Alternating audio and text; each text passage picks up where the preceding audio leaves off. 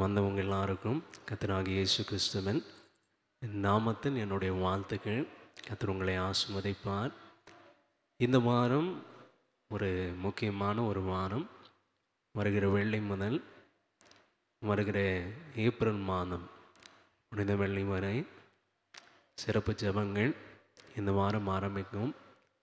அதை குறித்து கர்த்தருக்கு சித்தமானதான் ஒரு சில காரியங்கள் நாங்கள் பிளான் பண்ணியிருக்கோம். ஆனால் இன்னொரு பக்கம் அதற்கு சாதகமாக இருந்தால் அது ஓகே ஆயிடுச்சுன்னா நான் வெள்ளிக்கிழமை சொல்கிறேன். காலை மற்றும் மதியம் மாலை ஜெபங்கள் ஒவ்வொரு நாளும் உண்டு. ஆனால் அது என்ன விதத்தில் நடத்தணும் என்பதை நான் யோசிக்கிறேன், ஜெபம் பண்ணுறேன். அது தீர்மானித்த பின்பு நாங்கள் சொல்கிறோம். வெள்ளிக்கிழமை நான் சொல்கிறேன். எனவே அதுக்காக ஜெபம் பண்ணுங்க, வந்து கலந்து கொள்ளுங்க. கர்த்தர் உங்களை ஆசீர்வதிப்பார். ஒரு வசனத்தை வாசித்து நம்ம ஜெபம் பண்ணலாம். நியாயாதிபதிகள் 23ஆம் அதிகாரம் 25வது வசனம். இந்த book of Judges chapter 21 verse 25. நான் வாசிக்கிறேன். அந்நாட்களிலே இஸ்ரவேலில் ராஜா இல்லை. அவனவன் தன் தன் பார்வைக்கு சரி போனபடி அல்லது இஷ்டப்படி செய்து வந்தான். ஜெபம் பண்ணலாம். எங்களை நேசிக்கும் அன்பு பரலோக பிதாவே, உம்முடைய வார்த்தை எங்கள் கால்களுக்கு தீபம், எங்கள் பாதைக்கும் வெளிச்சம். நாங்கள் நடக்க வேண்டிய வழியை காண்பிப்பது உம்முடைய திருவசனம். ஊழியம் செய்வதற்கு, ஊழியங்களை நடத்துவதற்கு எங்கள் பாதங்களுக்கு இதுவே தீபம், இதுவே வெளிச்சம். எங்கள் கண்கள் ஆண்டவரை இந்த வசனத்தை பார்த்தது, காதுகள் கேட்டது, உதடுகள் வாசித்தது, உள்ளத்தில் ஆண்டவரை இந்த வசனங்கள் கிரியை செய்யும்படி கர்த்தர் அனுக்கிரகம் செய்யும், கிருபை செய்யும். உம்முடைய வார்த்தை நீதியானின் இதயத்திற்குள் புறப்பட்டது. என் பிரமாணத்தின் வார்த்தைகளை உன் இதயத்தின் மேல் எழுதுவேன் என்று வாக்கு கொடுத்த புதிய உடன்படிக்கையின் வாக்கு தத்தத்தை இந்த நாளிலும் கர்த்தர் செய்யும், நிறைவேற்றும், ஆசீர்வதியும். இயேசு கிறிஸ்துவின் நாமத்தில் ஜெபிக்கிறோம் எங்கள் ஜீவனுள்ள பரலோக பிதாவே. ஆமென், ஆமென். நியாயாதிபதிகள் புத்தகத்தில் மொத்தம் 21 அதிகாரங்கள் உண்டு. 21 சாப்டர்ஸ். எத்தனை பேர் இதை வாசிச்சிருக்கீங்க? இந்த புத்தகத்தை நான் ஒரு முறையாவது வாசித்திருக்கிறேன் அப்படின்னா கை தூக்குங்க. இல்லைன்னா பரவாயில்ல, தப்பு ஒன்றும் கிடையாது. நியாயாதிபதிகள் புத்தகம் நீங்கள் வாசிக்கும் போது அதில் நல்ல செய்திகள் அவ்வளோ கிடையாது. நிறைய கெட்ட செய்திகள், கெட்ட சம்பவங்கள், கெட்ட காட்சிகள், கெட்ட நபர்கள் இருப்பாங்க. இந்த புத்தகத்தில் இருக்கும் நபர்களை பார்த்து இப்படி இருங்கன்னு நம்ம சொல்ல முடியாது. இப்படியெல்லாம் இருக்காதீங்க அப்படி தான் நம்ம சொல்ல முடியும். அந்த நாட்களில் ஒரு முழு தேசமே கர்த்தரை மறந்து வாழ்ந்தால் எப்படி இருக்கும் என்பதற்கு ஒரு நல்ல உதாரணம் அந்த காலகட்டம். கர்த்தர் யாருன்னே தெரியாது, கர்த்தருடைய வழிகள் என்னன்னே தெரியாது. அப்படிப்பட்ட ஒரு ஊரில் வாழ்ந்தால் எப்படி இருக்கும் அப்படின்னா இந்த புக்கை நீங்கள் திறந்து வாசிங்க. கர்த்தர் அறியாத மக்கள் இப்படி தான் வாழ்வாங்க. கர்த்தரை தெரியாத மக்கள் இப்படி தான் வாழ்வாங்க. கர்த்தருடைய வசனத்தை கேட்டு மறந்த மக்கள் இப்படி தான் இருப்பாங்க. அவனவன் கண்ணுக்கு எது இஷ்டமோ எது பிரியமோ அவங்க செய்வாங்க. நியாயாதிபதிகள் 2ஆம் அதிகாரம் நீங்கள் வந்தீங்கன்னா 8, 9, 10, 11 இந்த வசனத்தில் இந்த சந்ததி யாரு என்பது நமக்கு தெரியும். அந்த 8வது வசனத்திலிருந்து வாசிங்க. யோசுவா என்னும் கர்த்தரின் ஊழியக்காரன் 110 வயதுள்ளவனாய் அவர் இறந்து போயிட்டார். இந்த யோசுவா யாருன்னா மோசேக்கு அடுத்து வந்த ஜோஷுவா. அந்த ஜோஷுவா தான். நீ பயப்படாதே, நான் உன்னோடு கூட இருக்கிறேன், நீ போகும் இடமெல்லாம் உன்னோடு கூட நான் வருவேன், என் வாயின் வார்த்தைகள் எப்போவுமே உன் உதடில் இருக்கணும், அதன்படி நீ செய்யணும். அப்போது நீயும் தேசமும் நான் வச்சிருக்க நிலத்தை என்ன செய்வீங்க? சுதந்திரிப்பீங்க. அந்த ஜோசுவா தான். எத்தனை வயசு வாழ்ந்தாரா? 110 வயசு வாழ்ந்தார், இறந்துட்டார். அடுத்து வாசிங்க. அவனை எப்ராயிம் மலை தேசத்தில் உள்ள ம் ம் ம் அடக்கம் பண்ணினார்கள். அக்காலத்தில் அந்த சந்ததியார் எல்லாரும், கவனிங்க, யோசுவாவோடு கூட இருந்த ஜெனரேஷன் எல்லாம் என்ன ஆச்சு? இப்போ இறந்துட்டாங்க. அந்த அந்த செட்டே போச்சு. அவங்க இறந்த பின்பு கர்த்தரையும் அவர் இஸ்ரவேலுக்காக செய்த கிரியையும் அறியாத வேறு ஒரு சந்ததி அவர்களுக்கு பின் எழும்பிற்று. பார்த்தீங்களா? த நெக்ஸ்ட் ஜெனரேஷன், அடுத்த சந்ததி கர்த்தரை பற்றியும் தெரியல, கர்த்தருடைய வழிகளை பற்றியும் தெரியல, கர்த்தர் செய்த காரியங்கள் ஒன்றுமே தெரியல. they don't know nothing. அப்பொழுது இஸ்ரவேல் புத்திரர் கர்த்தரின் பார்வைக்கு பொல்லாப்பானதை செய்து பாகால்களை சேவித்தார்கள். அது நல்ல கவனிங்க அந்த வசனத்தை. அப்பொழுது இஸ்ரவேல் புத்திரர் கர்த்தரின் பார்வைக்கு பொல்லாப்பானதை செஞ்சாங்க. அவளுக்கு ஆண்டவர் யாருன்னு தெரியாது, அவனுடைய வழிகளும் தெரியாது. எப்படி தெரியாமல் இருக்கலாம்? அவங்க கண்ணால் பார்க்கல, அவங்க செங்கடல் பிளக்கிறத பார்க்கல, மண்ணா வந்ததை பார்க்கல, மண்ணாந்தரத்தில் தண்ணி வந்தது பார்க்கல. அவங்க அப்பா அம்மா சொல்லக்கூட இல்லை, அவங்க கற்றுக் கொடுக்கவும் இல்லை. கர்த்தருடைய பிரமாணங்களும் கற்றுக் கொடுக்கல, கர்த்தர் செஞ்ச காரியத்தையும் சாட்சியாக சொல்லலை. அவங்களுக்கு ஒன்றுமே தெரியாது. அவங்க ஒரே மலைக்கு கீழே ஆண்டவரை பார்க்கல. அதுக்கப்புறம் தான் இவங்க என்ன செஞ்சுருக்கிறாங்க? பிறந்திருக்கிறாங்க. பார்த்தவங்க எல்லாம் இறந்துட்டாங்க. இப்போ பார்க்காதவங்க தான் இருக்கிறாங்க. அவங்க என்ன செய்கிறாங்க? கர்த்தருடைய பார்வைக்கு முன்பாக பொல்லாப்பானதை செய்கிறாங்க. they do what is evil in the sight of God. இந்த வசனத்தை, இந்த வார்த்தையை இந்த புத்தகத்தில் நிறைய இடத்துல வாசிப்போம். உதாரணத்துக்கு 2:12 நம்ம இப்போ வாசித்தோம். 3வது அதிகாரம் என்னுடைய 7வது வசனம் நீங்கள் வாசித்து பார்த்தீங்கன்னா, அங்கேயும் இப்படி இஸ்ரவேல் புத்திரர் கர்த்தருடைய பார்வைக்கு பொல்லாப்பானதை செய்து தங்கள் தேவனாகிய கர்த்தரை மறந்து பாகால்களையும், ஸோ இங்கே ஆங்கிலத்தில் என்ன இருக்குன்னா, they served Baal and Ashereth அப்படின்னு இருக்கு. ஸோ கர்த்தரை சேமிக்கலை, 2 தெய்வங்களை சேமிக்கிறாங்க, விக்கிரகங்களை உருவாக்கி அதை கும்பிடுறாங்க. 6வது அதிகாரம் என்னுடைய 1வது வசனம் வாசிக்கும் போது, பின்னும் இஸ்ரவேல் புத்திரர் கர்த்தரின் பார்வைக்கு பொல்லாப்பானதை செய்தார்கள். அப்பொழுது கர்த்தர் அவர்களை 7 வருஷம் மீதியானியரின் கையில் ஒப்பு கொடுத்தார். இப்படி தப்பு பண்ணிகிட்டே இருக்கும்போது அப்பப்போ என்ன பண்ணுவார்? ஆண்டவர் டிசிப்ளின் பண்ணி தான் ஆகணும். பிள்ளையின் இதயத்தில் மதியினம் ஒட்டி இருக்கும் அப்படின்னு நீதிமொழிகள் ஒரு வசனம் இருக்கு. பெரம்பு அது என்ன செய்யுமா? அகற்றும் அப்படின்னு சாலமன் சொல்லுவார். ஸோ ஆண்டவர் என்ன செய்கிறார்னா, அவர் உடன்படிக்கையில் சொன்னதை செய்கிறார். நீ என் பிரமாணங்களின்படி கீழ்ப்படிஞ்சு வாழ்ந்தான் நான் உன்னை வாளாக்காமல் தலையாக்குவேன், கீழாக்காமல் மேலாக்குவேன். உன்னை கண்டு வருகிறவர்கள் 7 வழியாக ஓடி போவாங்க. ஆனால் பிரமாணங்களின் கட்டளைகளை கை கொள்ளலைன்னா நான் உங்களை அவன் கையில் ஒப்பு கொடுப்பேன். ஸோ சொன்னதை செய்கிறார். அப்போ தான் யார் வருவார்? கிதியோன் வருவார். கிதியோனை கர்த்தர் யூஸ் பண்ணுவார். யூஸ் பண்ணி அந்த மீதியர் கையிலேருந்து கிடியோனை யூஸ் பண்ணி என்ன கொடுப்பார்? ஒரு தற்காலிக விடுதலையை கர்த்தர் கொடுப்பார். டெம்பரரி ஃப்ரீடம் கர்த்தர் கொடுப்பார். அப்புறம் கிடியோனை எப்படி ஆயிடுவார்? அவரும் கொஞ்சம் ட்ராக் மாதிரி எல்லாரையும் தப்பாக நடத்திடுவார். காலம் போது வேறு வேறு நியாயாதிபதிகள் வராங்க. 10வது அதிகாரம் என்னுடைய 6வது வசனத்தில் மறுபடியும் என்ன செய்வாங்க?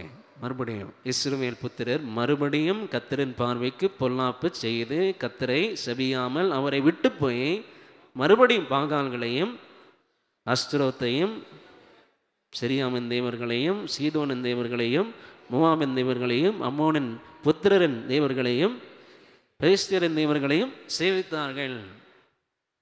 பார்த்தீங்களா? This keeps on happening. மறுபடியும் மறுபடியும் மறுபடியும் நடந்துகிட்டே இருக்கும். ஸோ ஆண்டவர் என்ன பண்ணுவார்? நியாயாதிபதிகள் 13 வரும்போது பிலிஸ்தர் கையில் ஒப்பு கொடுப்பார். அந்த கடவுள் தானே உனக்கு வேணும், அங்கேயே போய் கடை. அப்போ யார் வருவா? பிலிஸ்தர் கையில் இருக்கும்போது யார் வருவா? யார் பறப்பா? சிம்சோன் பறப்பார். ஆனால் அவரு கூட அவ்வளோ சரியான ஒரு ஆள் கிடையாது. பாருங்க, இது ஒரு சுவாரஸ்யமான புத்தகம். இதில் வரும் கதாபாத்திரங்கள் ஒருத்தர் கூட சரியான ஆளே கிடையாது. ஆனால் அவங்கள கூட கர்த்தர் என்ன செய்வார்? அவருடைய நோக்கங்களுக்காக யூஸ் பண்ணுவார். அவங்க கர்த்தருடைய ராஜ்யத்தில் இன்னைக்கு இருப்பாங்களா இல்லையான்னு கூட கேள்வி. ஆனால் அவங்கள கூட கர்த்தர் என்ன செய்கிறார்? அவருடைய நோக்கங்களுக்காக அவர் யூஸ் பண்ணுறார். நீங்கள் இருக்கிறதுலே பிரபலமான நியாயாதிபதிகளில் ஒத்தானியல், டெபோராவை தவிர வேற யாரை பார்த்து சொல்ல முடியும் இவங்கள மாதிரி இருங்கன்னு? யாரை பார்த்து சொல்ல முடியாது. எப்தா இருக்கிறார். எப்தா ரொம்ப நல்ல மனுஷன், நல்ல யுத்தம் செய்வார், கர்த்தர் சொன்னபடி யுத்தம் செய்வார். ஆனால் கோபக்கார மனுஷன், ரேஷாக தீர்மானங்கள் எடுப்பார். வாய்க்கு வந்ததெல்லாம் தீர்மானமாக எடுத்து கடைசியில் மகளையும் இழந்து போவார். கிதியோன் இருக்கிறார், ரொம்ப தாழ்மையான மனுஷன். ஆண்டவரே, நான் ரொம்ப சின்னவன், என்னை வச்சு நீங்கள் எப்படி இதெல்லாம் செய்வீங்க அப்படியெல்லாம் கேட்ட ஒரு மனுஷன். கடைசியில் அவர் என்னவா மாறிடுவார்? கிட்டத்தட்ட ஒரு ராஜாவாகவே மாறிடுவார். அவரையே கும்பிட வைப்பார். ஆரம்பம் நல்லா இருந்தது, முடிவு அவ்வளோ நல்லா இல்லை. சிம்சோன் இருக்கிறார், இன்னொரு பிரபலமான நியாயாதிபதி. அவர் இச்சை நிறைந்த ஒரு மனுஷன், கோவம் நிறைஞ்ச ஒரு மனுஷன். இந்த பொண்ணு தான் நான் கல்யாணம் பண்ணுவேன். அவங்க அப்பா அம்மா கேட்பாங்க, ஏன்பா நம்ம ஊரில் பொண்ணே இல்லையா? அப்போ என்ன சொல்லுவான்? இந்த பொண்ணை தான் நான் கல்யாணம் பண்ணுவேன். அவள் பார்வைக்கு எப்படி இருக்கிறான்? நல்லா இருக்கிறான். ஆனால் கடைசியில் அவர் எப்படி மாறிடுவார்? ஹீரோவாக மாறிடுவார். ஸோ இப்படிப்பட்ட ஆளுங்க தான் இருக்கிறாங்க நியாயாதிபதிகளில் கதாபாத்திரங்கள். அதுக்கு இடையில் ஒரு குடும்பத்தை பற்றி நான் பேச விரும்புகிறேன். இவங்க நியாயாதிபதிகள் கிடையாது. This is just a family, ஒரு சாதாரண குடும்பம். நியாயாதிபதிகள் நாட்களில் வாழ்ந்த ஒரு குடும்பம்.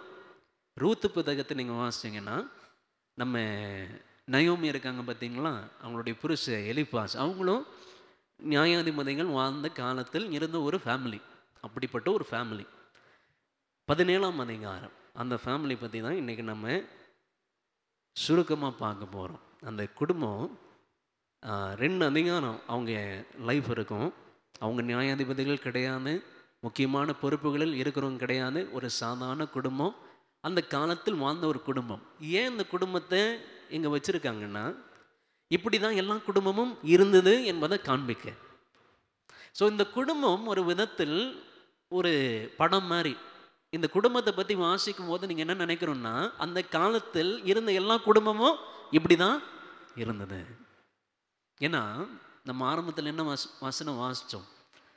அவனவன் தன் தன் பார்வைக்கு, நான் சொன்ன பார்த்தீங்களா, இஷ்டமானதை செஞ்சான். ஸோ ஒருத்தர் கூட கர்த்தர் பார்வைக்கு இஷ்டமானதை செய்யலை. எல்லாருமே அவங்களுக்கு இஷ்டமானதை செஞ்சாங்க. அதில் ஒரு குடும்பம், ஒன் ஃபேமிலி. அந்த அருமையான தம்பியின் பேர் மைக்கா, மீகா, தமிழில் மீகா, ஆங்கிலத்தில் மைக்கா. நான் மைக்கானே கூட போகிறேன். ஏன்னா மைக்கானே எனக்கு ஒரு நல்ல தம்பி, தெலுங்கானா பகுதியில் தெரியும். மைக்கான்னு கூப்பிட்டே பழகி வச்சு நம்ம மைக்கான்னு நான் கூட போகிறேன். மைக்கா இருக்கிறார், கூட யார் இருக்கிறா? அம்மா இருக்கிறாங்க, ஒரு குடும்பம் இருக்குது, பசங்க இருக்கிறாங்க. அப்புறம் கடைசியில் ஒரு லேவிய தம்பி வருவார். ஓகே, அந்த தம்பி யாருன்னு நான் கடைசியில் சொல்கிறேன். முக்கியமான ஒரு காரியம்.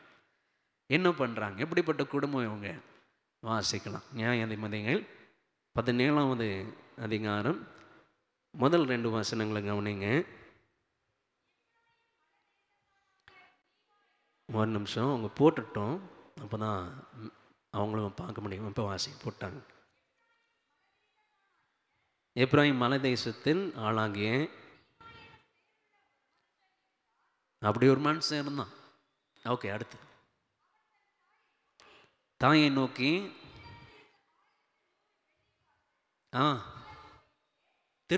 யாரோ திருடிட்டாங்களம்மா அப்படி சொல்றார். அடுத்து,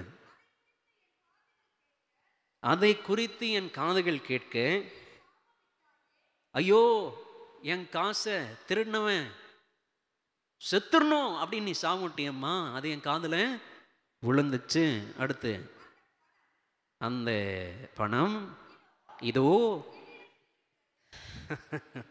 போதும். திருட யாரு? அம்மா நான் தான்மா திருடினேன் அப்படின்னு அவர் சொல்றாரு. பாருங்க, இவர் சாதாரண திருடம் கிடையாது. சொந்த குடும்பத்துக்கிட்டே திருடுறார். சொந்த தாயின் பாக்கெட்டுக்குள்ள கையை விட்டு திருடுற மனுஷன். இவருக்கெல்லாம் நரகத்தில் விசேஷ இடம் இருக்கு. ஒரு சில குடும்பத்தார் இருப்பாங்க, ஃபேமிலியை ஏமாற்றி ஒரு 10 ஸ்கொயர் ஃபீட் எக்ஸ்ட்ரா எடுத்துப்பாங்க. சில பேர் 600 ஸ்கொயர் ஃபீட் எக்ஸ்ட்ரா எடுத்துப்பாங்க. சில பேர் அரை கிரவுண்ட் எக்ஸ்ட்ரா எடுத்துப்பாங்க. ஒரே பீரோவில் இருக்க தங்க காசை அப்படியே சாரியோடு மடக்கி கொண்டு போன ஆட்கள் நான் நியூஸில் பார்த்துருங்க. நான் கேப்ரியல் தாமஸ் ராஜ் பாஸ்டர் இதை பற்றி ஒன்று சொன்னார். இதை பற்றி அவ்வளோ யோசிச்சதில்லை, ஆனால் எனக்கு ஞாபகம் இருக்கு அவர் சொன்னது. ஒரு தம்பி அனுப்பியிருந்தார். ப்ராபப்ளி அவருக்கு அந்த பிரச்சனை இருக்கும் போல். உன்னுடைய சகோதரனையோ சகோதரியோ ஏமாற்றி நீங்கள் ஒரு சதுரடி வச்சுருந்தா கூட நீங்கள் பரலோக ராஜ்யம் போகவே முடியாது. ஏன்னா சகோதரனோடு ஒப்புரம் வாங்க விட்டால் காணிக்க கூட செலுத்தாதுன்னு சொன்ன ஆண்டவர் எப்படி பரலோகத்தில் ஒன்று சேர்ப்பார்? அப்போ இவர் ஒரு ஸ்பெஷல் கைண்ட் ஆஃப் தீஃப், பயங்கரமான திருடன் இவர். ஏன்னா சொந்த குடும்பத்துக்கிட்டே திருடணுன்னா எவ்வளோ பெரிய வில்லனாக இருப்பார் பாருங்க. யாத்திராங்கமம் 20ஆம் அதிகாரம் கர்த்தர் மலையில் மோசேக்கிட்ட வெளிப்படும் போது பிரமாணங்களை கொடுப்பார். அதில் முக்கியமான பிரமாணங்களில் இந்த மாரல் 10 கட்டளைகளில் 7வது கட்டளை என்ன?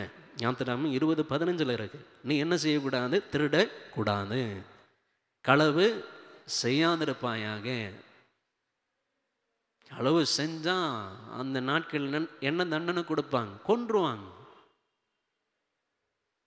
ஆனால் தம்பி களவு செய்து சொல்லிட்டார்ல பாஸ்டர், அந்த அம்மா கிட்ட சொல்லிட்டார், நான் தான்மா அந்த வெள்ளியை எடுத்தேன். 13 கிலோ வெள்ளி அவர் எடுத்தது.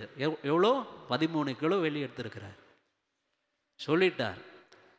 எனக்கு கவனிங்க, ஏன் சொன்னார்? அவரே சொல்றார். ஏன் சொன்னார்னு அவர் சொன்னார், ஐயோ நான் தப்பு பண்ணிட்டேன், நான் செஞ்சது பாவம், கர்த்தருக்கு விரோதமாக நான் பொல்லாங்கு பண்ணிட்டேன். ஒரு குற்ற உணர்ச்சி, ஒரு பாவ உணர்ச்சினால மனம் திரும்பினாரா? இல்லை. அம்மா நீ சாமம் போட்டியம்மா, அந்த சாமம் பழிச்சிருன்னு பயத்தில் அவர் என்ன செய்கிறார்? நான் தான் திருடன்னு சொல்கிறார். ஸோ இதுவிட யாரோட ஒப்புரம் வாங்கலை? கர்த்தரோட ஒப்புரம் வாங்கலை. அது தப்புன்னு அவருக்கு தெரியல. அந்த சாமம் பழிச்சிரும் என்கிற பயத்தில் அவர் வாயிலேருந்து என்ன வந்துடுது? நான் தான் திருடினேன், இதாம்மா வச்சுக்கோம்மா, 13 கிலோ வெள்ளின்னு கொடுத்துட்றாரு. நான் இது ஒரு தடவை சொல்லிடுங்க, சகோதரிகள் கூடையில் சொல்லிடுங்க. எனக்கு முதல் பிள்ளை பிறக்கிறதுக்கு முன்னாடி என்னுடைய மனைவி அந்த டைமில் பெங்களூரில் இருந்தாங்க, டெலிவரி டைம். அப்போ இந்த வாட்டி கிட்டத்தட்ட இங்கே தான் இருந்தாங்க. அந்த டைமில் அவங்களுக்கு ஒரு மெசேஜ் வருது. அவங்களுடைய நண்பன் அனுப்புகிறாங்க, அவங்க கூட பல் டாக்டராக படித்த ஒரு ஃப்ரெண்ட் அனுப்புகிறாங்க. 5000 ரூபா அனுப்புங்க, 50,000 ரூபா நான் மாற்றி காட்டுறேன். எவ்வளோ? நான் ஜோக் சொல்ல, உண்மையிலே 5000 ரூபா அனுப்புங்க, நான் எவ்வளோ ஆக்கி காட்டுறேன்? 50,000 ரூபா கிரிப்டோ கரன்சியில் இன்வெஸ்ட் பண்ணி. அப்படின்னா என்னென்னு எனக்கு தெரியாது பாஷா, தெரியாமல் இருக்கிறது ரொம்ப நல்லது, ஓகேவா? நான் 50,000 ரூபா ஆக்கி காட்டுறேன், 1000 மடங்கு லாபம் உங்களுக்கு தரேண்ணா. ஏன்னா 100 மடங்குன்னா 10,000 ரூபா, 1000 மடங்குன்னா 50,000 ரூபா. அப்போது என் மனைவி எனக்கு ஃபோன் பண்ணாங்க. இதெல்லாம் என்கிட்ட சொல்லலை, ஒன்றே தான் சொன்னாங்க. எனக்கு ஒரு 5000 ரூபா அனுப்பியிருந்தாங்க. சரி, நான் என் மனைவி என்கிட்ட காசே கேட்க மாட்டாங்க. ஏதோ முக்கியமான ஒரு பிள்ளை சம்மந்தப்பட்ட காரியமாக இருக்கும், ஏதோ பொருள் வாங்கணும், அதுக்காக தான் கேட்குறாங்க போல அப்படின்னு நான் 5000 ரூபா அனுப்பிட்டேன். அனுப்பி அந்த ஆள் என்ன பண்ணிட்டார்? அந்த ஆள் உண்மையில் பொண்ணு கூட கிடையாது, அது ஒரு ஆள். அவங்க என்ன நினச்சாங்க? இது என்னுடைய ஃப்ரெண்டு, கூட படித்த ஃப்ரெண்டு. ஆனால் அது பொண்ணும் கிடையாது, கூட படித்ததும் கிடையாது, ஏதோ உத்தரப்பிரதேசில் இருக்க ஒரு ஆள். அப்புறம் என் மனைவி, ஏன்னா ப்ரெக்னன்சி டைமில் மூட் ஸ்விங்லாம் பயங்கரமாக இருக்கும், ஒரே வேர்த்து கொட்டி இது இப்படி ஆகி, அப்புறம் அந்த ஆளுக்கு ஃபோன் பண்ணி அவனை என்ன பண்ணிட்டாங்க? பயமுறுத்த ஆரம்பிச்சிட்டாங்க. ஒரு கர்ப்பத்தில் இருக்கிற ஒரு ஸ்திரீயை இப்படி நீ ஏமாத்தலாமா? ஒரு ப்ரெக்னெண்ட்டாக இருக்க ஒரு பொண்ணை இப்படி ஏமாற்றலாமா? அந்த பொண்ணுடைய சாமவனை சும்மா விடுமா அப்படின்னு கேட்டாங்க. அது எப்படி இங்கிலீஷில் கேட்டாங்களோ ஹிந்தியில் கேட்டாங்க எனக்கு தெரியாது. ஆனால் கேட்டாங்க. அந்த ஆளுக்கு என்ன ஆயிடுச்சு? பயம் ஆயிடுச்சு. ஐயோ, யார்கிட்ட வேணால் திருடலாம், ஆனால் ஒரு ப்ரெக்னெண்ட்டாக இருக்க ஒரு ஆள்கிட்ட திருடி அவங்க சபிச்சு பழிச்சிச்சுன்னா என்ன ஆகும்னு பயந்து 5000 ரூபா திருப்பி அனுப்பிட்டார். அதே மாதிரி ஒரு ஆள் தான் இவரும். இவரு குற்ற உணர்ச்சியே கிடையாது. நான் செஞ்ச தப்புன்னு கூட தெரியாது. எங்கள் அம்மா சாமம் பழிச்சிடுமோ, திருப்பி கொடுத்துடலாம், கொடுத்துட்டாரு. அப்படி சில பேர் இருப்பாங்க. என்னதான் பைபிள் வாசித்தாலும் பிரசங்கம் கேட்டாலும் நான் நரகத்துக்கு போயிடணும் என்ற பயம்தான் அவங்களை என்ன செய்யும்? ஐயோ செய்யக்கூடாது, அவங்களுக்குள்ள தோணவே இது தப்பு செய்யக்கூடாது. அப்படி சில பேர் இருப்பாங்க. சரி, அப்படி மனம் திரும்பினா கூட பரவாயில்ல. ஆனால் இந்த தம்பி ஏன் பணத்தை திருப்பி கொடுத்தாருன்னா பயம்.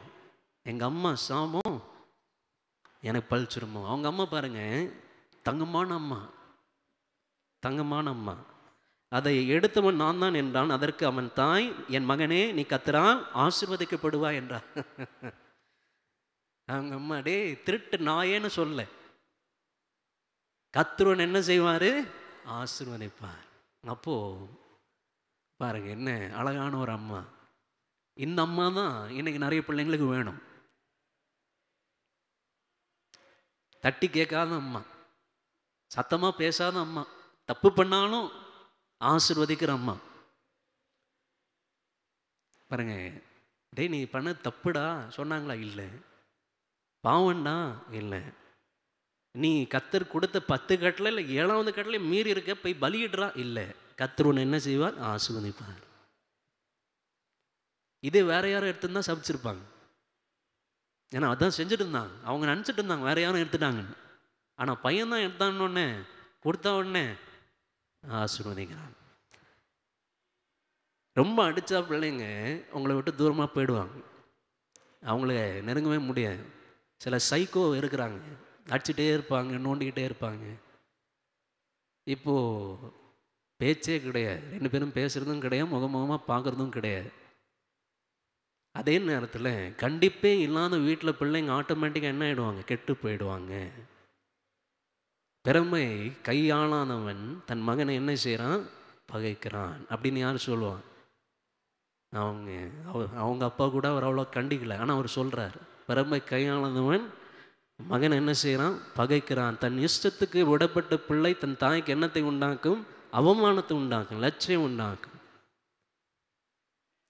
இல்லை ஒருவேளை இப்படி கூட நீங்கள் எடுத்துக்கலாம். இந்த பையன் கூட எப்படி நான் செஞ்சது தப்புன்னு உணர்வு இல்லையோ, அவங்க அம்மாவுக்கும் அப்படி தான் இருக்கும் போல. ஒரு குற்ற உணர்ச்சி இல்லாத ஒரு மனசாட்சி. ஒருவேளை அவங்க அம்மா அப்படி இருந்திருப்பாங்க, அவங்கள பார்த்து கற்றுருப்பாங்க. அப்படி அம்மா மாதிரியே இருக்கிறான் போல அப்படின்னு சில பேர் சொல்லுவாங்க பார்த்தீங்களா? ஒரு வேளை அப்படி இருக்கலாம். ஆனால் அதெல்லாம் பைபிளில் இல்லை. எனவே ஒரு உதாரணம், தாவீது நிறைய பிள்ளைங்க தாவீது கத்தர் கொடுப்பார். 1 ராஜாக்கள் 1ஆம் அதிகாரம் 5-6 ஒரு பையன் இருப்பான். அவனுடைய முதல் பையன் அப்சலோம்.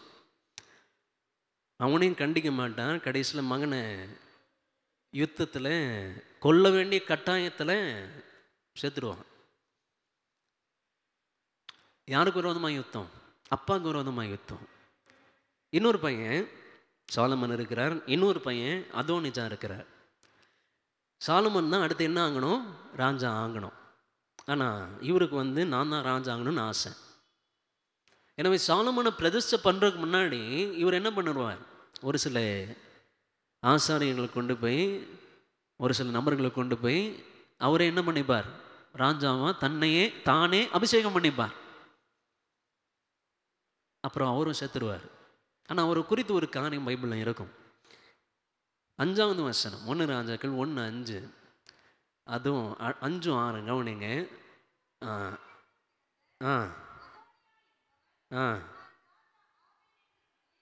நானே அதான் அவருடைய இஷ்டம், அது நான் ராஜா ஆகிதான் ஆவேன் என்று சொல்லி தன்னை தான் உயர்த்தி எனக்கு ரதங்களையும் அதான் எல்லாம் ப்ரிப்பரேஷனும், குதிரை வீரர்களையும் சம்பாதித்தான். அவருடைய தகப்பன் தாவீது நீ இப்படி செய்யாதே என்று இல்லை, அதான் இப்படிலாம் பண்ணாதப்பா, இதெல்லாம் தப்புப்பா என்று அவனை ஒரு காலமும் கடிந்து கொள்ளவில்லை. பார்த்தீங்களா? ஆங்கிலத்தில் எப்படி இருக்குன்னா, பிறந்ததுலேருந்து இந்த நாள் வரை தாவீது ஒரு நாள் கூட அந்த பையன் என்ன செய்யலையா, கண்டிக்கவே இல்லை. இஷ்டத்துக்கு விட்டார், அவன் இஷ்டப்படி செய்கிறான். கடைசியில் அந்த பையன் இறந்துடுவான். யார் தான் ராஜாவும் ஆகுவா? சாலமன் தான் ஆவார். கவனிங்க, ரொம்பவும் அடிக்காதீங்க, சைக்கோ மாதிரி பிஹேவ் பண்ணாதீங்க. அதே நேரத்தில் இஷ்டத்துக்கும் என்ன செய்யாதீங்க, விட்டுறாதீங்க. நீங்களாம் ஊழியம் செய்கிறவங்க, அதனால தான் உங்ககிட்ட நான் இதை சொல்கிறேன். எனக்கும் பிள்ளைங்க இருக்கிறாங்க, இது எனக்கும் பொருந்தும். உங்கள் வீட்டை உங்களால் நிர்வாகப்படுத்த முடியலன்னா என்ன செய்யக்கூடாதுன்னு பவுல் சொல்லுவார். தன் சொந்த வீட்டை கவனியாதவன் எப்படி கர்த்தருடைய சபையை கவனிப்பான்? அப்படிதான் பவுல் சொல்லுவார். அவர் சொல்ற முதல் காரியமே அதான். எங்க சொல்லுவார்? 1 தீமோத்தேயு 3 சொல்லுவார், தீத்துக்கிட்டையும் சொல்லுவார். உன் சொந்த வீட்டை உன்னால் நடத்த முடியலன்னா, பிள்ளைகளை நேசிக்க முடியல, பிள்ளைகளை நடத்த தெரியல, அவங்க ரொம்ப பாதம் மீறி நடக்கிறாங்க, கட்டுப்பாட்டிலே இல்லைன்னா எப்படி மற்றவங்களுக்கு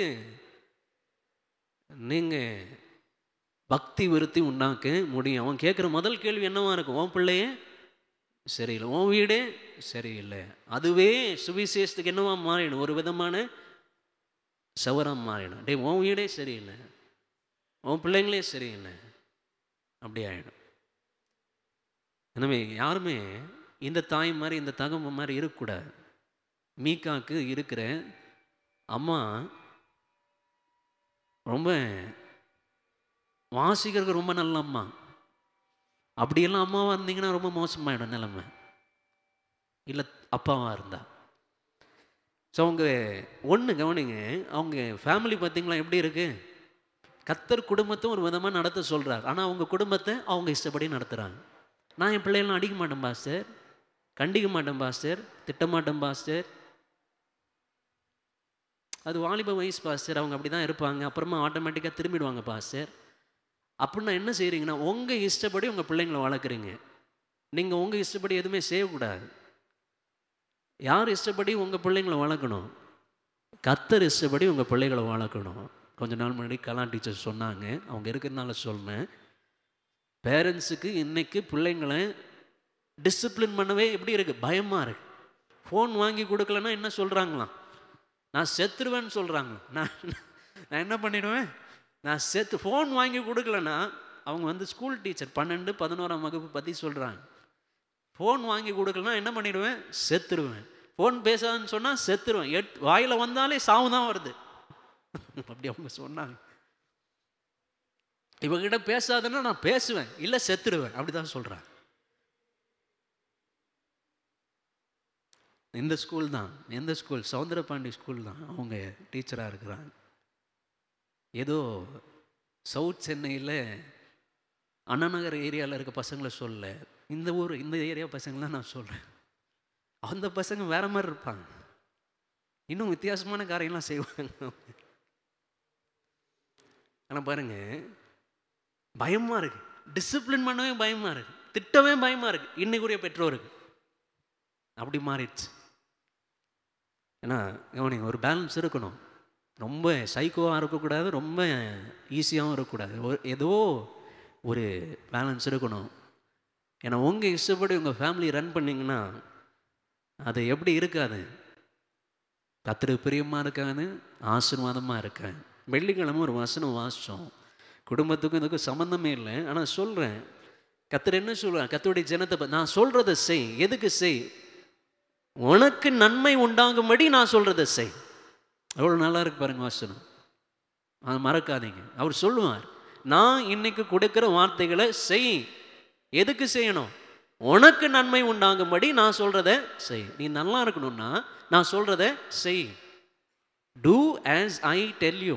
அப்போ யூ வில் பி ஹாப்பி. அதெல்லாம் ஓல்ட் ஃபேஷன் பாஸ்டர். இப்போல்லாம் பிள்ளைங்க திட்டினா, அவங்க சொல்கிறது உண்மைதான், இப்போல்லாம் பிள்ளைங்க திட்டினா எல்லாம் எக்ஸ்ட்ரீமாக போகிறாங்க, ரூமில் பூட்டிக்கிறாங்க, இல்லைன்னா டிப்ரெஷனுக்கு போயிடுறாங்க. ஐயோ என்ன நேசிக்க யாருமே இந்த உலகத்தில் அப்படியே ஏறுறாங்க. அவங்க சொன்னது நிறைய பேர் சொல்லியிருக்காங்க எங்கிட்ட இருப்பணும் பாருங்க. அப்படி பிள்ளைங்க வளர்த்தா இப்படி தான் ஆயிடுவாங்க, மீக்கா மாதிரி ஆயிடுவாங்க. ரெண்டாவது, அவங்க எப்படி ஆராதிக்கிறாங்கன்னு பாருங்கள். நியாயாதிபதிகள் 3ஆம் அதிகாரம். இவங்க அப்பா எங்கன்னு கூட எனக்கு தெரியலங்க. இந்த தம்பியோடைய அப்பா காணவே காணும், எங்கன்னு தெரில எனக்கு. எனவே அப்பா இல்லைன்னு நம்ம எடுத்துக்கலாம், சரிங்களா? நியாயாதிபதிகள் 17ஆம் அதிகாரம் என்னுடைய 3லேருந்து நீங்கள் கவனிங்க. அவன் அந்த 1100 வெள்ளிக்காசை, அதாவது 13 கிலோ மொத்தத்தையும் திருப்பி கொடுத்துருவார். தன் தாயினிடத்தில் திரும்ப கொடுத்தான். அத்து வாசிங்க. சிஸ்டர் வாசிங்க. ஆ ஆ ஆ ஆ நல்லா கவனிங்க. 13 கிலோ வெள்ளியை நான் யாருக்கு கொடுக்குறேன்? கத்திர குப்பை கொடுக்குறேன், அப்படி சொல்கிறாங்களா? அடுத்து வாசிங்க. இப்போதும் வெள்ளியை திரும்ப கொடுத்தான். அவன் 200 வெள்ளிக்காசை எடுத்து யார் கையில் இந்த சிலையெல்லாம் செய்வாங்கள்ல, எவ்வளோ கொடுத்தாங்க? 200 வெள்ளிக்காசு அவங்க கையில் கொடுத்தாங்க. எவ்வளோ கொடுக்குறேன்னு சொன்னாங்க ஆண்டவருக்கு? மொத்தத்தையும் கொடுக்குறேன்னா. இப்போ எவ்வளோ கொடுக்குறாங்க? செய்கிறது தப்பு, ஆனால் ஃபஸ்ட்டு பாயிண்ட் கவனிங்க. ஃபஸ்ட்டு எவ்வளோ கொடுக்குறேன்னு சொன்னாங்கம்மா? 1100 எல்லாத்தையும் கொடுக்குறேன்னாங்க. இப்போ ஆண்டவருக்கு சிலை செய்ய போகிறாங்க. எவ்வளோ கொடுக்குறாங்க? 200 கொடுக்குறாங்க. இப்படி கொடுத்த ஒரு குடும்பத்தை கடவுள் என்ன பண்ணுறார்? என்ன பண்ணுவார்மா? அப்போஸ்தலர் நடவடிக்கைகள் 5ல் இது காணிக்கை பற்றி இல்லைங்க. ஒரு தீர்மானம் நீங்கள் எடுக்கிறீங்கன்னா அது என்ன செய்யணும்? அதை நீங்கள் எடுத்தீங்கன்னா தான் உண்டு. இப்போ நீங்கள் உபவாசம் எடுக்க தீர்மானிக்க போகிறீங்கன்னு வச்சுக்கோங்க இன்னையிலேருந்து. அதை என்ன செய்யணும்? அதை முழுசும் செய்யணும். அது செஞ்சால் புண்ணியம் அப்படி இப்படிலாம் ஒன்றும் சொல்லலை. ஆனால் நீங்கள் ஒரு தீர்மானம் எடுக்கிறீங்கன்னா கர்த்தரோடு எடுத்த தீர்மானத்தை என்ன செய்யணும்? கனப்படுத்தணும். அவ்வளோதான், சிம்பிள். வேறு ஒன்றும் கிடையாது அந்த பாயிண்டில். ஆனால் என்ன செய்ய சொல்கிறாங்க? கர்த்தருக்காக ஒரு சிலையை என்ன செய்ப்பா, ஒரு சிலையை வடிவமே அப்படின்னு போய் அந்த ஆள் கையில் கொடுக்குறாங்க. அடுத்து வாசிங்க. அவள், அதாவது 4வது வசனம், அவள் அதனாலே வெட்டப்பட்ட ஒரு சுரூபத்தையும் ஒரு விக்கிரகத்தை பண்ணி கொடுக்குறான். அவைகள் மீகாவின் வீட்டில் இருந்தன. ரொம்ப ரொம்ப அற்புதமான காரியம். அம்மா மறுபடியும் செய்கிறாங்க. அம்மாவும் மகனும் சேர்ந்து செய்கிறாங்க. ஏன்னா அம்மா தம்பிகளை காசு கொடுப்பார். தம்பி இதெல்லாம் தப்புமான்னு அம்மா கிட்ட சொல்ல மாட்டார். ஏன்னா வாசித்த முதல் வசனம் தான். மறுபடியும் எல்லாரும் அவங்கவுங்க இஷ்டப்படி செய்கிறாங்க. யாருமே இது கர்த்தருக்கு பிரியமா, கர்த்தருக்கு உகந்ததான் செய்ய சொன்னாராம், அதெல்லாம் நோ. எனக்கு எது செட் ஆகுதோ அதை நான் செய்வேன். ஆனால் இது யாருக்காக செய்கிறாங்க? வேற எந்த கடவுளும் கும்பிடல. யாரை கும்பிட போகிறாங்க?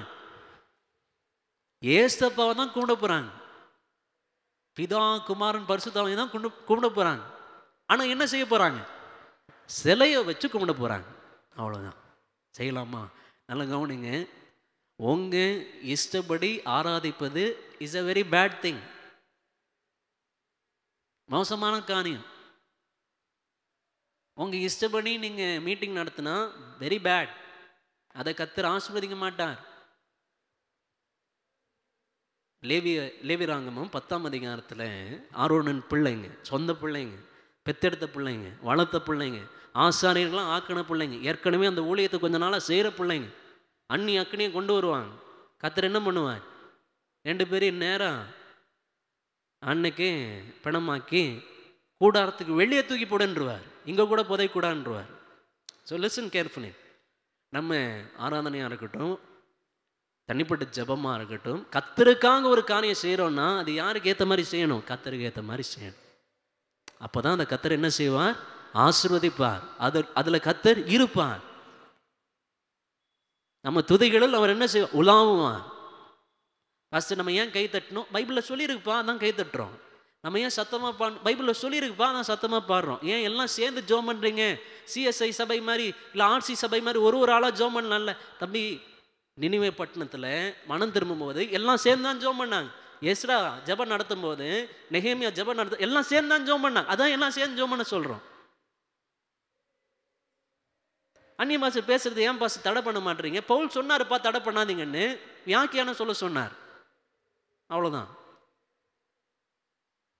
தீர்க்க தரிசனம் ஏன் பாஸ்டர் சொல்ல மாட்டாங்க? யாரோ சொன்னால் சொல்லுங்க, நான் ஒன்றும் இல்லைன்னு சொல்லியே.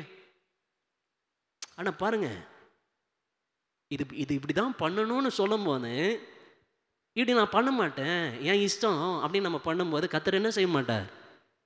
அதை ஆசீர்வதிக்க மாட்டார். இப்போ இவங்க யாரை தான் கும்பிடுறாங்க? மறக்காதீங்க, சிலையை தான் வடிவம் செய்கிறாங்க. ஆனால் யார் பேர் தான் சிலையில் இருக்க போகுது? ஆண்டோடைய பேர் தான் இருக்க போகுது சிலையில். ஆரோன் ஒரு காளையை உருவாக்கி எல்லாரையும் வணங்க வைப்பார். அந்த காளைக்கு பேர் என்ன? அந்த காளைக்கு பேர் இருக்கா பாஸ்டர் அப்படின்னு கேட்குறீங்களா? அந்த காளைக்கு என்ன பேர் வைப்பார்? அந்த காளையின் பேர் என்ன? அவங்க மாட்டை கும்பிடல, ஆண்டவரை மாட்டின் வடிவத்தில் கும்பிடுறாங்க. நல்லா போய் பாருங்க, வாசிங்க யாத்திராகமத்தில். அவங்க மாடை நாங்கள் கும்பிட்றோன்னு சொல்லவே இல்லை. மாடை ஒரு உருவகமாக வச்சு நாங்கள் யாரை கொண்டாட போகிறோம்? ஆண்டவரை கொண்டாட போகிறோம். அதுதான் யார் செய்கிறா? மீகாவும் அவங்க அம்மாவும் விசுவாசமாக செய்கிறாங்க. அவங்கெல்லாம் ஆரோன் பக்தர்கள்.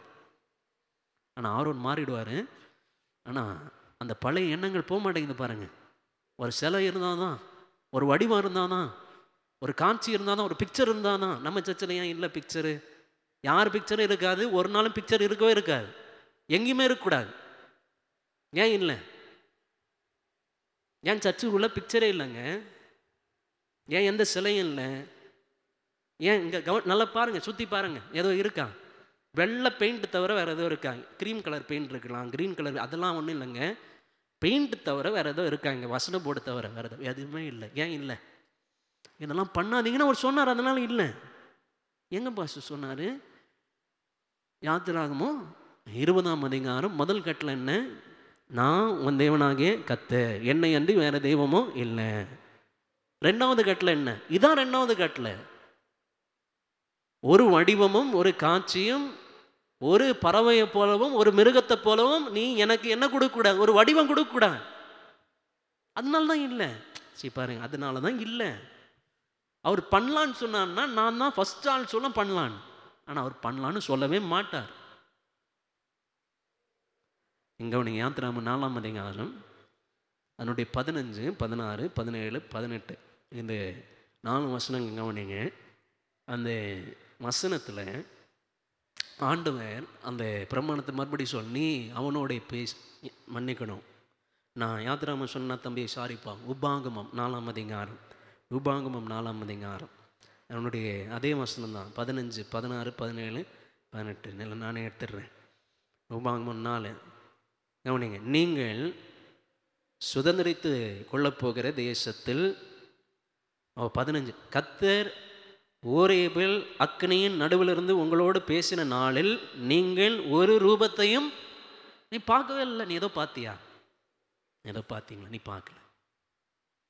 நான் ஏதோ காட்டினா காட்டல, கை கால் ஏதோ வந்துதான், மேலேருந்து வரல.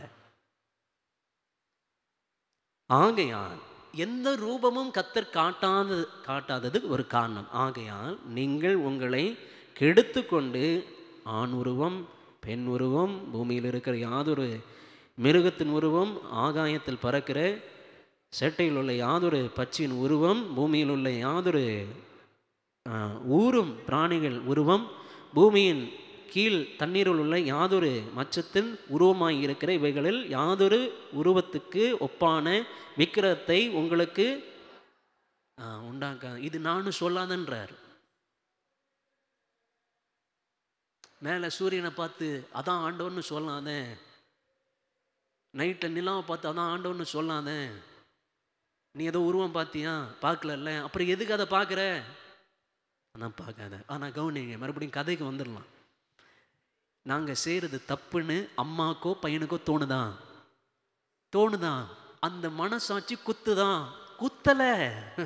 குத்தலை. அம்மா காசு கொடுக்குறாங்க, தம்பி ஜாலியாக வாங்குறாரு, போய் செய்கிறார். அம்மாவுக்கும் உணர்வு இல்லை, பையனுக்கும் என்ன கிடையாது, நாங்கள் செய்கிறது தப்புன்னு உணர்வே இல்லை. நல்லா கவனிங்க, இந்த வசனம்லாம் உங்கள் கையில் இருக்கு, இருந்தும் என் வாழ்க்கை நடத்துவது எப்படி உங்கள் இஷ்டம் இல்லை.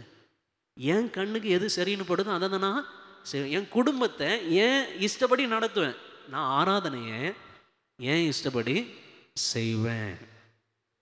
ஸோ ஒன்று, எப்படி ஆராதிக்கிறாங்க, சிலையெல்லாம் வைக்கிறாங்க, வடிவத்தை கொண்டு வராங்க, அது ஆண்டவர்னு பேர் வைக்கிறாங்க. அதுக்கு முன்னாடி அவங்க கும்பிட்டுருப்பாங்க. ஏன்னா அப்படி தான் பக்கத்து ஊருக்காரங்களாம் செஞ்சுருப்பாங்க, அதனால அவங்கள அப்படியே செய்கிறாங்க. ரெண்டாவது கவனிங்க, அதே வேத பகுதி ஜட்ஜஸ் 17 நியாயாதிபதிகள் 17 மிக ஒரு உருவத்தை மாத்திரம் அவர் கொண்டு வரல. அவர் வீட்டுக்குள்ளே என்ன பண்ணுறார், ஒரு குட்டி ஆலயத்தை அவரே கட்டிக்கிறார். ஓகே, வீட்டுக்குள்ளே ஒரு குட்டி தெய்வாலயம். கவனிங்க, அதை வாசிங்க சிஸ்டர், 5:6 வாசிங்க. பாருங்க, சுவாமிக்கு ஒரு அறைன்னு இருக்கு பாருங்க, சுவாமிக்கு ஒரு அறையை தன் வீட்டுக்குள் வாசிங்க.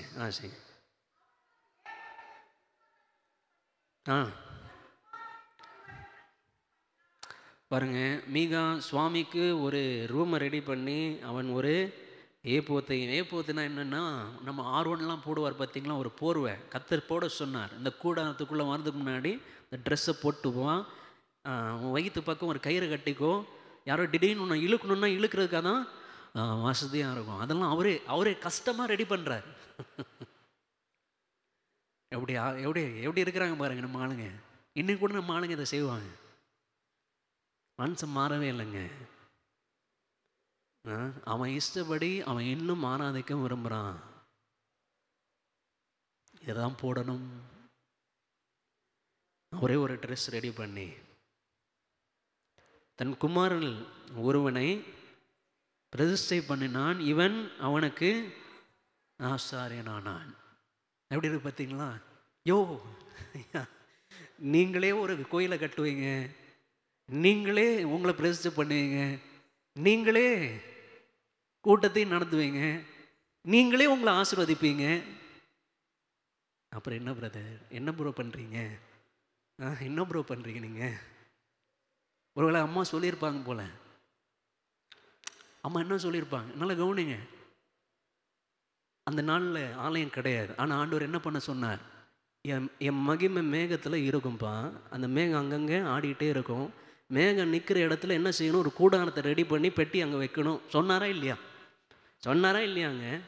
அந்த கூடாரத்தை சுற்றி எல்லாரும் டென்ட்டு போடணும். சொன்னாரா இல்லையா? அப்போ தேவனை ஆராதிக்க கூடாரம் இருக்கா இல்லையா? இருக்கு. ஆனால் அம்மா சொல்லியிருப்பாங்க போல, ஏன் பாஸ்டர் அம்மாவே நீங்கள் டார்கெட் பண்ணுறீங்க? ஒரு வீட்டில் பெரியவங்க இருக்கும்போது அவங்க தான் என்ன சொல்லணும், புத்தி சொல்லணும். அப்பா காணும், இல்லை அப்பாவை சொல்லியிருப்பேன், அம்மா சொல்லியிருப்பாங்க. எத்தனை வாட்டி அந்த ஊருக்கு போய் நம்ம என்ன செய்கிறது, பலி செஞ்சுட்டு வர்றது. நம்ம வீட்டிலே ஒரு பூஜை ரூம் இருந்தால் நம்ம இங்கே என்ன பண்ணலாம், செய்யலாம். அதை கத்தர் என்ன செய்வார், அங்கீகரிக்க மாட்டாரா?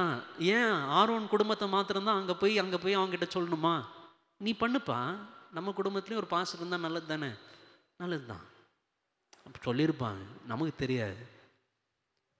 ஆனால் அதே நேரத்தில் பாருங்கள், 2 கட்டளைகளை மீறுறாங்க. இன்றைக்கி அதெல்லாம் இல்லை, ஆனால் இருப்பணும். The principle is important. There is a tabernacle, ஒரு கூடாரத்துக்குள்ள கர்த்தருடைய பெட்டி இருக்குது. அங்கே தான் போய் கர்த்தரை என்ன செய்யணும்?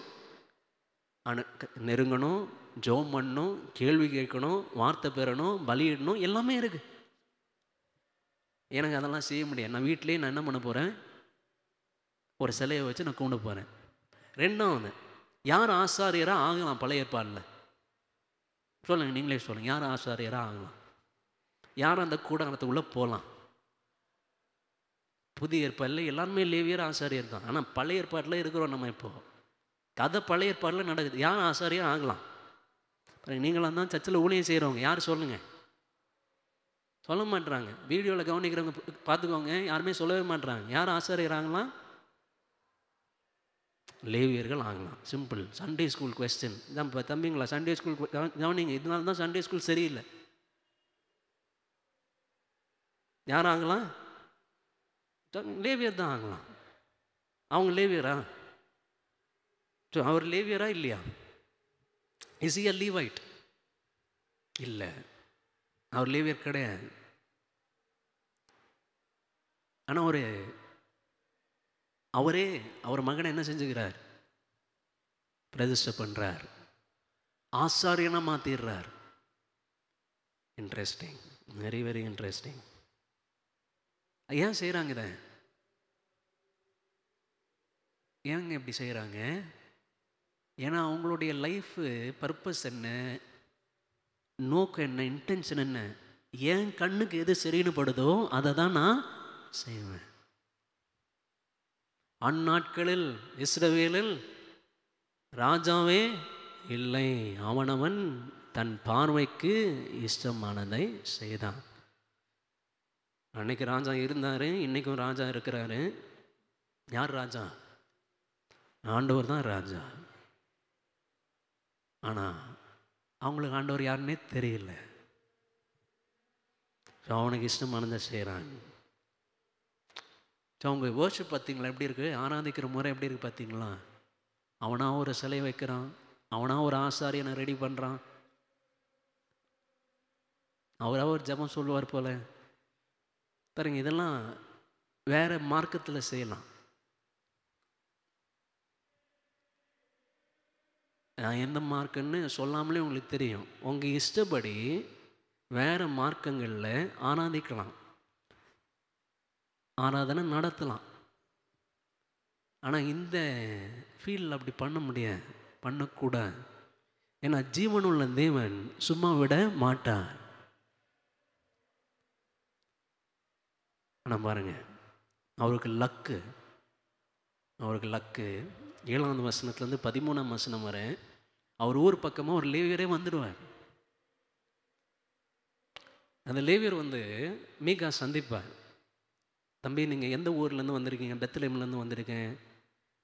பெத்லஹேம் தான் டிஸ்ட்ரிக்ட்டு, யூதா தான் மாவட்டம், அங்கேருந்து வந்திருக்கேன் ஐயா. அங்கே எனக்கு வேலை இல்லை, எங்கே ஏதோ வேலை கிடைக்குமான்னு நான் வந்திருக்கேன். இவரெலாம் கூடார பண்ணி செஞ்சுருப்பார். சரிங்களா? அவர் வரார். ஒன்று கவனிங்க, அந்த 17ஆம் அதிகாரத்தில் கடைசி வசனங்கள் போதும், அதோட முடிக்கலாம். இல்லைங்க, 10ஆவது வசனத்துலேருந்து வாசிங்க. அப்பொழுது மீகா, அவனுங்க என் கூட இருப்பா, உனக்கு தான் பொழப்பு இல்லைல்ல, நான் வேலை தரேன், என் கூட இரு, நீ எனக்கு தகப்பனும். என் பையன் வேண்டாம்ப்பா, ஏன்னா எனக்கு தெரியும் அவன் பண்ணால் ஒன்றும் கடவுள் கேட்க மாட்டார், லேவியர்கள் தான் பண்ண சொல்லியிருக்கிறார், நீயே பண்ணியிருப்பா. அடுத்து நான் உனக்கு வருஷத்துல எவ்வளோ, நான் எவ்வளோ தரேன்? 10 வெள்ளி காசும் மாற்று, புது ட்ரெஸ்ஸு நானே தரேன். அடுத்து உனக்கு உணவும் நானே. பாருங்கள், இதெல்லாம் ஒரு கையில் இல்லை இப்போ அந்த லேவியர் கையில். அதனால தான் இந்த ஊருக்கே வந்திருக்கிறார். வந்த உடனே ஒரு ஜாப் அப்பாயின்மெண்ட், எல்லாமே நான் உனக்கு தரேன்ப்பா. அடுத்து வாசிங்க.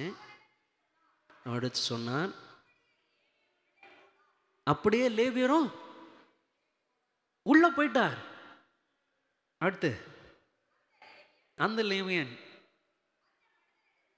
அந்த மனிதன்னா அந்த மீகா வீட்டிலே இருக்கிறார். அடுத்து இருக்க சம்மதித்தான்.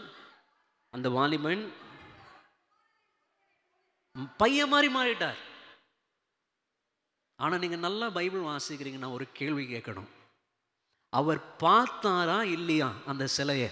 அந்த சிலைகளை பார்த்துட்டு ஏன் நீங்க செய்யறது தப்புன்னு சொல்லலை? ஏன் சொல்ல? வெரி சிம்பிள்ங்க. அந்த வசனம் தான். அவரும் அவன் பார்வைக்கு இஷ்டமானதை செய்கிறார். என்ன பாஸ்டர், ஒரு குடும்பமும் சரியில்லை, பையனும் சரியில்லை, அம்மாவும் சரியில்லை, ஊழியம் செய்கிறவங்களும் சரியில்லை, யாருமே திருத்த மாட்டாங்க யாரையும். நோ. ஏன்னா அந்த காலம் எப்படி அவனுக்கு எது சாதகமோ அதை செஞ்சான். பொல்லாத காலம். ஒழுங்கா செய்தி கவனிச்சவங்களுக்கு தெரியும், அந்த நாட்களுக்கும் இந்த நாட்களுக்கும் அவ்வளோ வித்தியாசம் கிடையாது. இப்போது உள்ள காலகட்டத்தில் நடப்பதை கவனிப்பவர்கள், கடந்த 60 வருடங்கள் 70 வருடங்கள் கிறிஸ்தவ சபையின் போக்கை கவனித்தவர்கள், கிறிஸ்தவர்களின் போக்கை பார்த்தவர்களுக்கு தெரியும் இன்னைக்கு இப்படி தானே இருக்கிறாங்க. ஆனால் இப்படி இருக்கும்போது கர்த்தர் சும்மா விடுவாரா? சும்மா விட மாட்டார். என் ஆண்டவர் ஒரு சிலை கிடையாது, அவர் ஜீவனுள்ள தேவன். அவர் தான் நீங்கள் சேமிக்கிறீங்க. That is the God you serve. நீங்கள் சேவிக்கும் கர்த்தர் ஜீவன் உள்ளவர். மீகாவை சும்மா விடுவாரா? விட மாட்டாரா? சும்மா விட மாட்டார். ஆனால் கவனிங்க, ஒரு வசனம் வாசிடலாமே.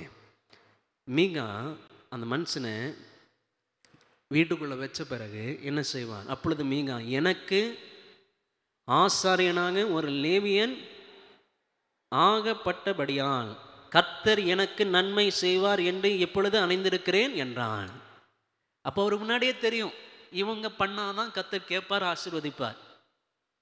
ஆனாலும் துணிகரமாக பாவம் செய்கிறார். ஆனால் எதுக்கு செய்கிறார்? எதுக்கு இப்போ லேவியனை கொண்டு வந்தார்? கொஞ்ச நாள் ட்ரை பண்ண, எதுவுமே ஆகலை. இப்போ நீங்கள் வாங்க, நீங்கள் இருக்கும்போதாவது கர்த்தர் என்ன ஆசீர்வதிப்பாரான்னு பார்க்கலாம் அப்படின்னு சொல்ல, என்ன ஆசீர்வதிப்பார்னு சொல்கிறார். ஆசீர்வதிப்பாரா? வைக்க மாட்டார். ஏன்னா வீட்டில் இன்னும் என்ன இருக்கு? வீட்டில் ஃபஸ்ட்டு கும்பிடவே கூடாது. வீட்டுக்குள்ளே ஒரு லேவியனை கும்பிடுறதுக்கு வைக்கவே கூடாது. எப்படி ஆசீர்வதிப்பார்? நீ லேவியனை வச்சா கூட ஆசீர்வதிக்க மாட்டார். செத்த மோசையை உயிரோடு எழுப்பி வச்சா கூட கர்த்தர் என்ன செய்ய மாட்டார்? No chance. பிகாஸ் இன்னும் நீ என்ன தான் பண்ணுற? தப்பு தான் பண்ற. இன்னும் உன் பார்வைக்கு இஷ்டமானது தான் நீ செய்கிற. எப்படி ஆசீர்வதிப்பார்? அதான் பாஸ்டர், அந்த பாஸ்டர் கூப்பிட்டேன் பாஸ்டர், இந்த பாஸ்டர். நோ ப்ரோ சகோரா, நான் தான் சொல்கிறேன், இல்லை மோசே அந்த இடத்துல இருந்தாலும் கர்த்தர் அந்த வீட்டை ஆசீர்வதிக்க முடியாது. அந்த வீட்டில் சிலை இருக்கிற வரைக்கும் கர்த்தர் ஆசீர்வதிக்க முடியாது. அந்த வீட்டில் ஒரு தனி ஆலயம் இருக்கிற வரை, அவன் கூடாரத்துக்கு போய் பலி இடுகிற வர கர்த்தர் அவனை ஆசீர்வதிக்க முடியாது. இம்பாசிபிள். ஆனால் அவன் நினைக்கிறான் ஒரு லேவியர் இருந்தால் போதும் கர்த்தர் என்ன ஆசீர்வதிப்பான். அவன் நினைக்கிறீங்களா? இவர் இருந்தால் போதும், அவர் இருந்தால் போதும், இந்த பாஸ்டர் வந்தால் போதும், அவர் ஜெபம் பண்ணால் போதும், அந்த கூட்டத்துக்கு போனால் போதும். நோ. என்ன ஆகும்? நீங்கள் வீட்டுக்கு போய் 18ஆம் அதிகாரத்தை நீங்கள் வீட்டில் வாசிங்க. என்ன ஆகும் தெரியுமா? வேறு ஒரு கோத்திரங்க வரும். அவங்க ஒரு இடத்த சுதந்திரிக்க விரும்புவாங்க. அப்போது இந்த கிராமம் வழியாக போகும்போது இங்கே ஒரு லேவியன் இருக்கான்னு உங்களுக்கு தெரியும். அப்போ அவங்ககிட்ட கேட்பாங்க, ஐயா நாங்கள் போகிற காரியம் ஜெயமாக முடியுமா? கர்த்தர் எங்களோடு வராரா அப்படின்னு கேட்பாங்க அந்த லேவியன்கிட்ட. அவர் சொல்லுவார், கர்த்தர் உங்களோடு கூட இருக்கிறார், உங்களுக்கு ஜெயம் கொடுப்பார், நீங்கள் போய் செய்யுங்க, இடத்த சுதந்திரித்து கொள்ளுங்க அப்படி சொல்லுவார். இதெல்லாம் 18 இருக்கு.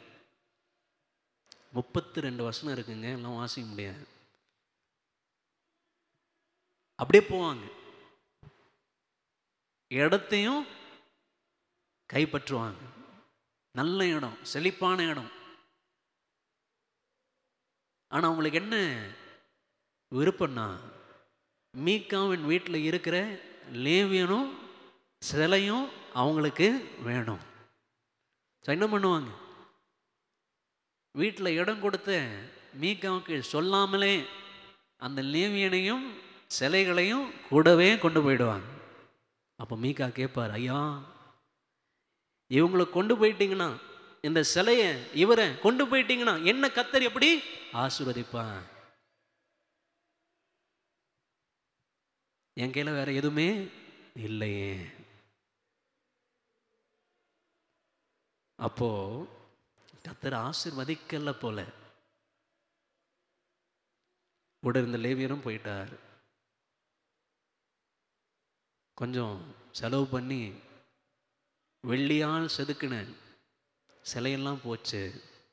மீகா சொல்கிறதே நான் சொல்கிறேன், இருந்தது எல்லாமே போச்சு, வேறு எதுவுமே இல்லையே. எப்படியா எல்லாத்தையும் எடுத்துகிட்டு அப்படியே மனசாட்சி இல்லாமல் போகிறீங்கன்னு கேட்பார். ஆனால் ஒரு கேள்வி, அதை நம்ம முடிச்சிடலாம். அந்த லேவியர் யார்? யார் அவர்? அவருடைய பேர் 17 இல்லை, 18 அவர் பேர் இருக்கு. அவர் பேர் இருக்கு, அவர் அப்பா பேர் இருக்கு, அவர் தாத்தா பேர் இருக்கு.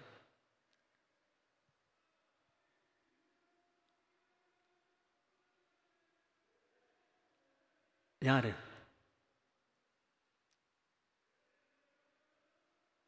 மனோசேயின் குமாரனாகிய கேர்சோனின் மகன் யோனத்தான் எனும் அவன் குமாரரும் அந்த தேசத்தான் சிறைப்பட்டு போன நாள் மட்டும் தான் கோத்திரத்திற்கு ஆசாரியர்களாய் இருந்தார்கள். உள்ள இங்கிலீஷில் வசனம் போட வசதி இருக்கான்னு தெரில, போட முடியுமா? இங்கிலீஷில் போட்டேன். தமிழில் மனாசேன்னு இருக்குது, கரெக்ட் தான், மனாசேயும் கரெக்ட் தான். ஏன்னா ஆங்கிலத்தில் என்ன மொழிபெயர்த்தாலும் பரவாயில்ல, அவருடைய பேர் இருக்கும்.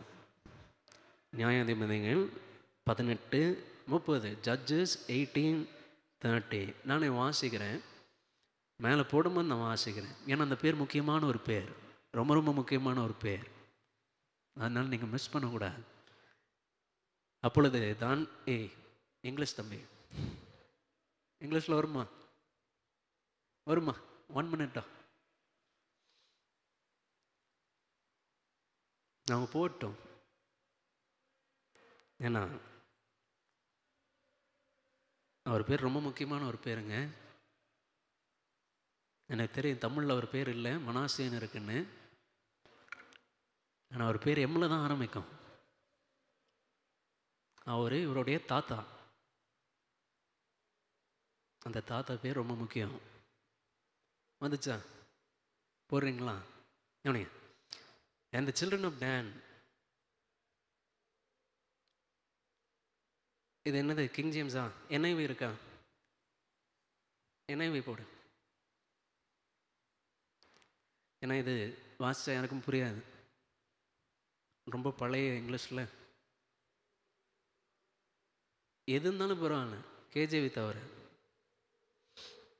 நீ போட்டேன்னா நான் ஜோம் பண்ணிடலாம்.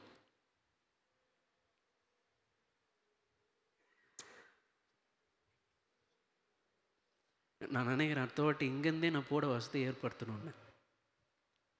இருக்கா?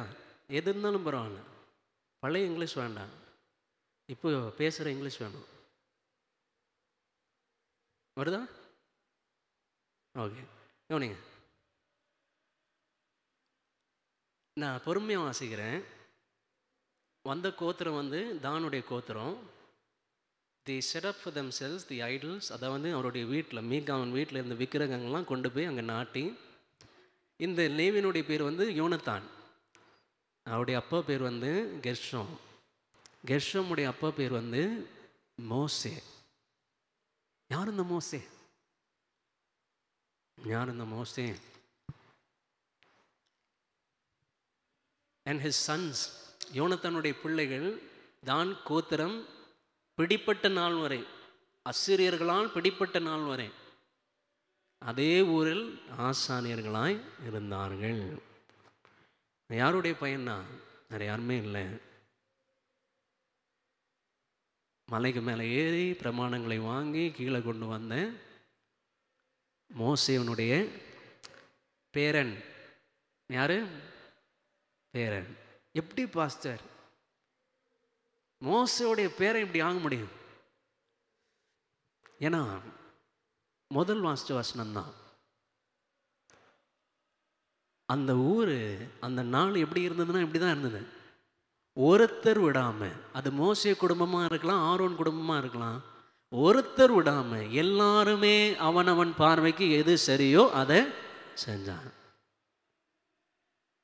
அவனுங்க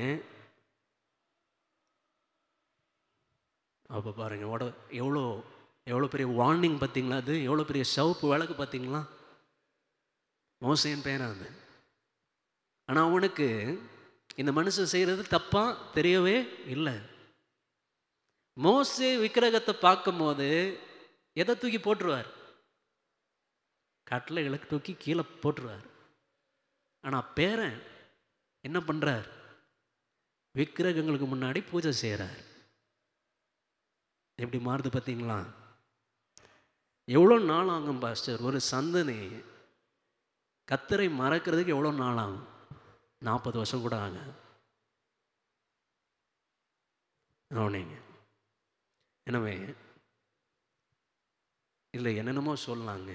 ஆனால் அந்த வசனம் நமக்கு எச்சரிப்பு. நியாயாதிபதிகள் 21:25 வாசித்த வசனம், அந்நாட்களில் ராஜா இல்லை, அவனவன் தன் பார்வைக்கு இஷ்டமானதை செய்தான். 2 தான் நான் சொன்னேன். நீங்கள் அவன் குடும்ப வாழ்க்கை பார்க்கும்போது கண்டிப்பில்லாத குடும்பம், ஒழுக்கமில்லாத குடும்பம், குடும்ப வாழ்க்கையும் தன் இஷ்டப்படி நடத்தினார்கள். ஆராதனை செய்யும் போதும் தன் இஷ்டப்படி ஆராதித்தார்கள். இறுதியில் கர்த்தர் அவர்களை ஆசீர்வதிக்கவில்லை. கர்த்தர் அவர்களோடு இருக்கவும் இல்லை, ஆசீர்வதிக்கவும் இல்லை. இதை கேட்பதற்கு அந்த ஊரில் யாரும் இல்லை. அப்படி நீங்கள் உங்களை தான் கேட்கணும். உங்கள் லைஃப்பில் இருக்க எல்லா வட்டத்தையும் வச்சு கேட்கணும். ஆண்டவருக்கு பிரியமானதை செய்கிறேன்னா, இல்லை எனக்கு இஷ்டமானதை செய்கிறேன்னா, என் குடும்பத்தை ஆண்டவர் பிரியமாக நடத்துகிறேன்னா ஏன் இஷ்டமா, என் ஊழியத்தை ஆண்டவர் பிரியமாக செய்கிறேன்னா ஏன் இஷ்டமா, என் வருமானம் கையின் பிரயாசனத்தை ஆண்டவர் பிரியமாக சம்பாதிக்கணும்னா ஏன் இஷ்டமா? உங்கள் இஷ்டம்னா உங்கள் இஷ்டம்தான். அவர் இஷ்டம்னா அவர் இஷ்டப்படி செஞ்சீங்கன்னா அவர் உங்களை ஆசீர்வதிப்பார். உனக்கு நன்மை உண்டாகும்படி நான் சொன்னதை நீ செய். கண்களை மூடுவோம், ஜெபிப்போம். எப்பவுமே கவனிங்க, ஊழியம் செய்கிற நமக்கு பெரிய பெரிய ஆதாயம், பிக்கஸ்ட் அட்வான்டேஜ் என்ன தெரியுமா? பெரிய அட்வான்டேஜ் என்ன தெரியுமா? நம்முடைய சாட்சி தான். நம்மளே நம்ம இஷ்டப்படி வாழ்ந்துட்டு இருந்தான் நம்ம யாரையும் பார்த்து கர்த்தர் இஷ்டப்படி வாழ்னு சொல்லவே முடியாது. நீங்களே உங்கள் இஷ்டப்படி காரியங்களை செஞ்சீங்கன்னா எப்படிங்க மற்றவங்கள போய் இதாப்பா கர்த்தருடைய இஷ்டத்தை வாழ்க்கைக்கு கொடுக்க முடியும், ஜெபம் பண்ண முடியும், சொல்ல முடியும்? நம்ம செய்யும் ஊழியமே நம்ம என்ன செய்யும்? நியாயம் தீர்க்கும். நம்ம ஊழியம் செய்கிற நமக்கு எப்பவுமே சங்கீதக்காரனாகிய தாவீது சொல்வது போல பரிசுத்தமே சபைக்கு அலங்காரம். உங்கள் ஊழியம் கேர்சலோ, சண்டே ஸ்கூலோ, யூத்தோ, மீடியாவும், கேமராவும், கீழே நிற்கிறதோ, மக்களை உட்கார வைக்கிறதோ, எதுவாக இருந்தாலும் 24 மணி நேரமும் நீங்கள் ஊழியம் தான் செய்கிறீங்க. எல்லாத்தையும் கர்த்தர் பார்வையில் செய்கிறீங்க. கர்த்தர் பிரியமானதை செய்யுங்க. பரிசுத்தமே உங்கள் ஊழியத்துக்கு அலங்காரம். அதை மறக்கவே மறக்காதீங்க. அதை தான் கர்த்தர் அங்கீகரிப்பார், அதை தான் கர்த்தர் ஆசீர்வதிப்பார். ஓகே, கண்களை மூடுவோம், நம்ம ஜெபம் பண்ணலாம். ஒரு சின்ன ஜெபம் நான் பண்ணிடுறேன். இறுதி ஆசீர்வாதங்களை பாஸ்டர் கொடுப்பார். எங்களை நேசிக்கும் அன்பு பரலோக பிதாவே, இந்த நியாயாதிபதிகள் 21ஆம் அதிகாரத்தை நாங்கள் கவனித்தபடி, அந்நாட்கள் பொல்லாத நாட்கள், அவனவன் தன் பார்வைக்கு இஷ்டமானதை செய்த நாட்கள். அமுதமாக நாங்களும் எங்கள் ஊழியத்தை நடப்பிக்காதபடி, எங்கள் குடும்பங்களை நடப்பிக்காதபடி, எங்கள் கையின் வேலைகளை நடப்பிக்காதபடி, ஒவ்வொரு இடத்திலும் நம்முடைய புண்ணியங்களை அறிவிக்கிற ஜனமாய் இருக்க கர்த்தர் எங்களுக்கு தெளிந்த புத்தி கர்த்தர் தாரும். உண்மையாய் உம்மை ஆராதிக்க கர்த்தர் விரும்பும் எங்கள் சரீரங்களை ஜீவ பலியாக ஒப்பு கொடுத்து உண்மையாய் சேவிக்க கர்த்தர் கிருபை தாரும். எங்கள் ஊழியத்திற்கு எப்போதும் இன்றும் சதா காலமும் பரிசுத்தமே ஆண்டவரே அலங்காரம் என்பதை நாங்கள் மறமாதபடி, எங்கள் குடும்ப சாட்சி, தனிப்பட்ட சாட்சி, வேலையில் இருக்கும் நற்சாட்சி எப்போதும் எங்களை கிறிஸ்துவுக்குள் ஆண்டவரே ஜெயம் கொள்ளுகிறவர்களாய் காண்பிக்க எங்களை பலப்படுத்தும் ஆசீர்வதியும். மீகாமை போல, மீகாமன் தாயை போல, மோசேயனுடைய பேரனை போல ஆண்டவரே எங்கள் பார்வைக்கு இஷ்டமானதை செய்து கர்த்தருடைய சாமத்துக்கு, கர்த்தருடைய ஆண்டவரே கர்த்தருடைய கோபத்துக்கு ஆளாகாதபடி எங்களை தப்பு வைத்து கர்த்தர் நீர் காத்து கொள்ளும். இந்த மார்ச் மாதம் அநேக ஊழியங்கள் சபையில் உண்டு. எல்லாவற்றையும் இணைந்து நேர்த்தியாக கர்த்தரை பிரியமாக நாங்கள் செய்ய கர்த்தர் கிருபை தாரும். ஆசீர்வதியும்.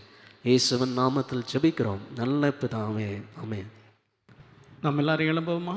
நம்முடைய கர்த்தரும் இரட்சகருமான ஆண்டவராகிய இயேசு கிறிஸ்துவின் கிருபையும், பிதாவாகிய தேவனுடைய அன்பும், பரிசுத்த ஆவியானுடைய ஐக்கியமும் சிநேகமும் நம் அனைவரோடும் சகல பரிசுத்தவான்களோடும் ஆண்டுடைய வரைய வந்த தங்கியிருப்பதாக. ஆமென். சேர்ந்து சொல்லுவோமா?